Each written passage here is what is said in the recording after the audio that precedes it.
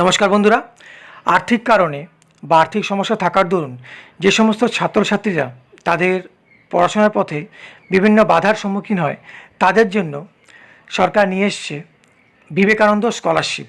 তো আজকে আমরা ছোট্ট ভিডিওর মাধ্যমে এই স্কলারশিপ কীভাবে পাওয়া যাবে, কীভাবে আবেদন করবেন, কী কী ডকুমেন্ট লাগবে এবং কোন বিভাগে অর্থাৎ কোন স্ট্রিমে কত টাকা পাওয়া যাবে সেই নিয়ে পূর্ণাঙ্গ আলোচনা করব। তো প্রথমে দেখে নিই, আর্থিক সমস্যার কারণে অনেক সময় মেধাবী ছাত্রছাত্রীদের উচ্চশিক্ষার স্বপ্ন থমকে যায়।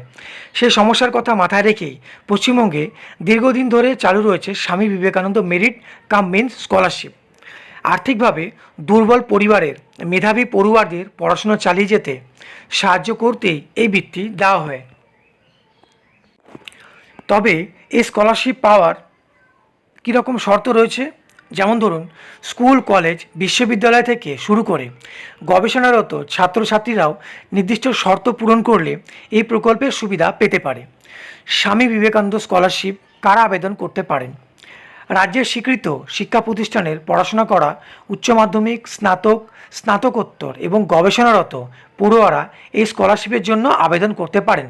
তবে যে স্তরের জন্য আবেদন করা হবে তার আগের পরীক্ষায় অন্তত 60% নম্বর পেয়ে থাকতে হবে। পাশাপাশি আবেদনকারীর পরিবারের বার্ষিক আয় 2,50,000 টাকার কম হতে হবে। এই প্রকল্পের টাকা সরাসরি ছাত্রছাত্রীদের ব্যাঙ্ক অ্যাকাউন্টে পাঠানো হয়। অর্থাৎ আমরা কিন্তু দেখতে পাচ্ছি যে পারিবারিক আয় 2.5 লক্ষ টাকা নিচে হতে হবে এবং যেই ক্লাসে আমি আবেদন করব তার আগের পরীক্ষায় অন্তত 60% নম্বর পেয়ে থাকতে হবে। অর্থাৎ যদি আমি ক্লাস 11-এ আবেদন করি, সেক্ষেত্রে আমাকে মাধ্যমিকে 60% নম্বর পেয়ে থাকতে হবে। এবার চলে আসি, কোন বিভাগ বা কোন স্ট্রিমে বা কোন সাবজেক্টে পড়াশোনা করলে কী পরিমাণ বৃত্তি দেওয়া হয়ে থাকে। কোন কোর্সে পড়ছেন তার উপর নির্ভর করে বৃত্তির পরিমাণ নির্ধারণ করা হয়। উচ্চ মাধ্যমিক বা ডিএলএড পাস পড়ুয়ারা প্রতি মাসে 1,000 টাকা পান। পলিটেকনিকের ছাত্রছাত্রীরা মাসে 1,500 টাকা করে পেয়ে থাকেন। বিজ্ঞান বিভাগের স্নাতক এবং বিভিন্ন পেশাদারি কোর্সের পড়ুয়াদের মাসে 1,500 টাকা অর্থাৎ বছরে 18,000 টাকা পর্যন্ত দেওয়া হয়।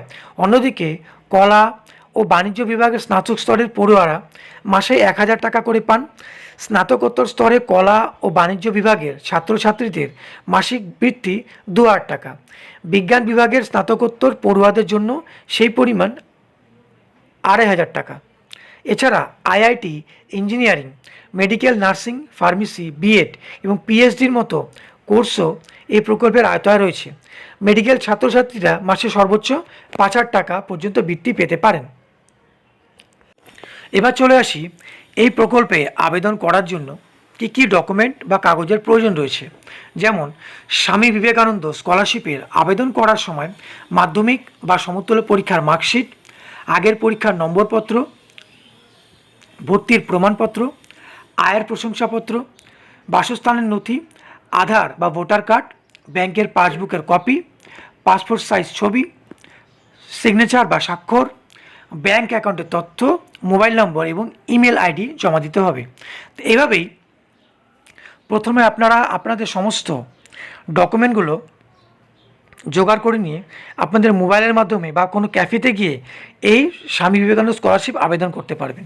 তো যে সমস্ত শিক্ষার্থীরা এই প্রকল্পের আবেদন করতে চান তার ভিডিওটি একটু লাইক করে দেবেন এবং নিজেদের মধ্যে শেয়ার করে এবং আগামী আপডেট পেতে হলে চ্যানেলটিকে সাবস্ক্রাইব করে সঙ্গে থাকবেন। ধন্যবাদ।